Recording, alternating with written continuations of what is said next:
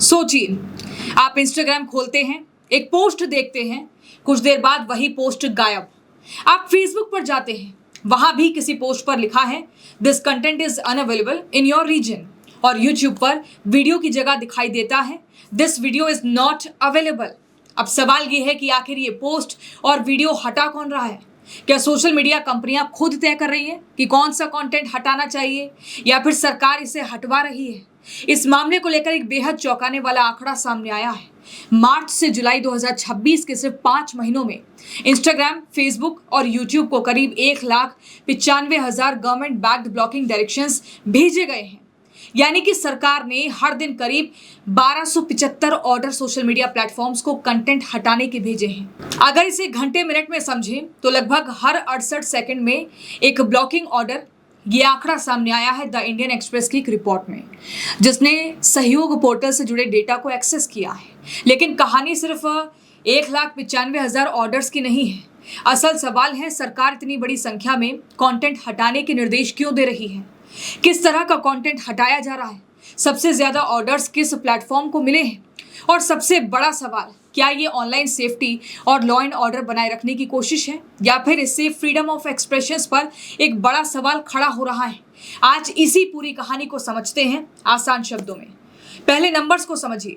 मार्च से जुलाई 2026 के बीच Instagram, Facebook और यूट्यूब को मिलाकर लगभग 1,95,000 ब्लॉकिंग डायरेक्शंस भेजे गए। इनमें सबसे ज्यादा ऑर्डर्स इंस्टाग्राम को मिले हैं, करीब 1 लाख, यानी कुल ऑर्डर्स का आधे से ज्यादा हिस्सा। इसके बाद फेसबुक को करीब 80,000 ऑर्डर्स मिले हैं और यूट्यूब को लगभग 15,000। यानी इंस्टाग्राम और फेसबुक को मिलाकर मेटा के प्लेटफॉर्म्स को लगभग हर 10 में से 9 ऑर्डर्स मिले हैं। अब यहाँ एक बहुत जरूरी बात समझना जरूरी है। 1,95,000 ऑर्डर्स का मतलब है 1,95,000 इंडिविजुअल पोस्ट नहीं है। एक ब्लॉकिंग ऑर्डर में सैकड़ों अलग अलग पीसेस ऑफ कंटेंट या अकाउंट्स शामिल हो सकते हैं। यानी एक्चुअल पोस्ट और अकाउंट्स की संख्या इससे काफी ज्यादा हो सकती है। लेकिन फिर सवाल उठता है कि सरकार ने अचानक इतने पोस्ट हटाने के ऑर्डर क्यों दे दिए, या इससे पहले भी सरकार ऐसा करती रही है? यहीं पर ये कहानी और ज्यादा इंटरेस्टिंग हो जाती है। इंडियन एक्सप्रेस के मुताबिक आरटीआई रिकॉर्ड्स से सामने आया था कि अक्टूबर 2024 से अक्टूबर 2025 के बीच सहयोग पोर्टल के जरिए 19 ऑनलाइन प्लेटफॉर्म्स को कुल 2,312 ब्लॉकिंग ऑर्डर्स भेजे गए थे, यानी कि रोज करीब 6 ऑर्डर। अब इस आंकड़े को मार्च जुलाई 2026 के आंकड़े से कंपेयर कीजिए। पहले लगभग 6 ऑर्डर्स प्रतिदिन, अब लगभग 1275 ऑर्डर्स प्रतिदिन, यानी स्केल में जबरदस्त उछाल आया है। और यही इस पूरी कहानी का सबसे बड़ा सवाल है। आखिर 5 महीनों में ऐसा क्या बदल गया कि गवर्नमेंट डायरेक्शंस की संख्या इतनी तेजी से बढ़ गई? तो कहानी पहुंचती है जंतर मंतर। इसी दौरान एग्जाम लीक्स को लेकर स्टूडेंट्स के प्रोटेस्ट हुए। ये प्रोटेस्ट जून की शुरुआत में शुरू हुए और 25 जुलाई को खत्म हुए। इसी पीरियड में सोशल मीडिया पर प्रोटेस्ट से जुड़ा कंटेंट भी काफी तेजी से सर्कुलेट हुआ। और इंडियन एक्सप्रेस के रिपोर्ट के मुताबिक एक सीनियर गवर्नमेंट ऑफिशियल ने बताया कि ज्यादातर ऑर्डर जंतर मंतर प्रदर्शन के दौरान खासकर इंस्टाग्राम के लिए जारी किया। यानी जिस प्लेटफॉर्म पर प्रोटेस्ट की विजिबिलिटी सबसे ज्यादा थी, उसी प्लेटफॉर्म को सबसे ज्यादा गवर्नमेंट डायरेक्शंस भी मिले। लेकिन इसका मतलब ये नहीं कि हर ऑर्डर प्रोटेस्ट रिलेटेड था, क्योंकि ऑर्डर्स में अलग अलग कैटेगरीज का कंटेंट शामिल था। कुछ कंटेंट मिसलीडिंग था, कुछ डीप फेक्स से जुड़ा हुआ था, कुछ गवर्नमेंट पॉलिसीज की क्रिटिसिज्म से जुड़ा हुआ था, और कुछ पोस्ट स्टूडेंट प्रोटेस्ट को सपोर्ट करने वाले बताए गए। यही वो जगह है जहां डिबेट शुरू होती है।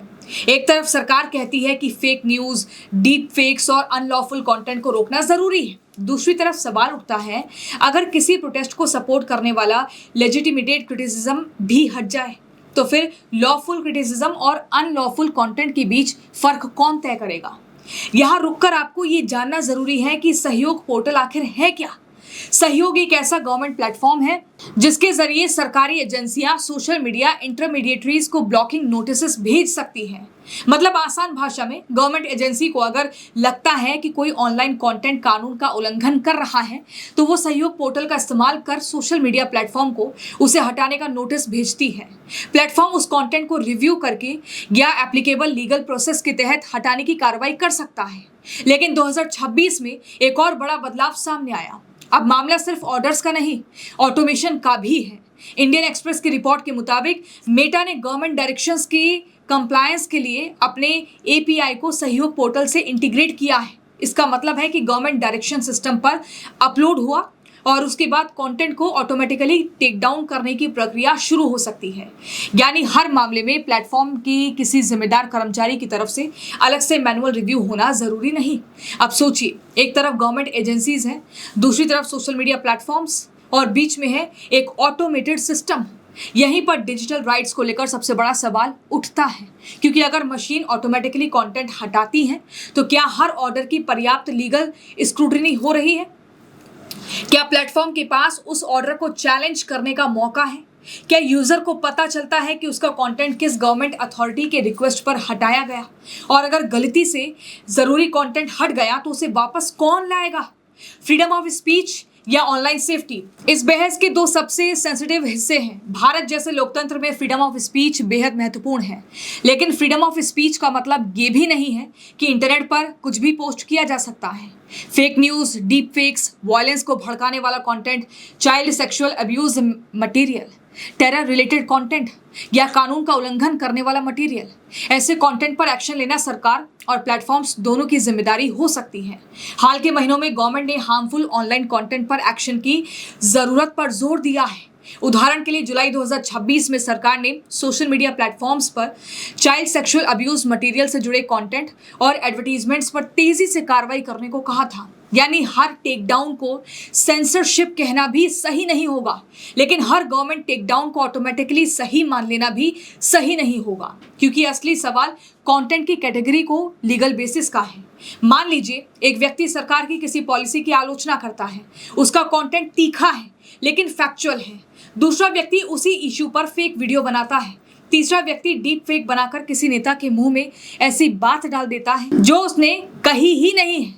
तीनों को अगर एक ही कैटेगरी में डाल दिया जाए तो प्रॉब्लम शुरू हो जाती है, क्योंकि डेमोक्रेसी में आलोचना और अफवाह एक चीज नहीं है, पॉलिटिकल सटायर और डीप फेक एक चीज नहीं है, प्रदर्शन और भड़काना दोनों एक नहीं है, और अनपॉपुलर ओपिनियन और अनलॉफुल कंटेंट भी एक चीज नहीं है। इसलिए कंटेंट मॉडरेशन में सबसे महत्वपूर्ण चीज है क्लियर लीगल स्टैंडर्ड।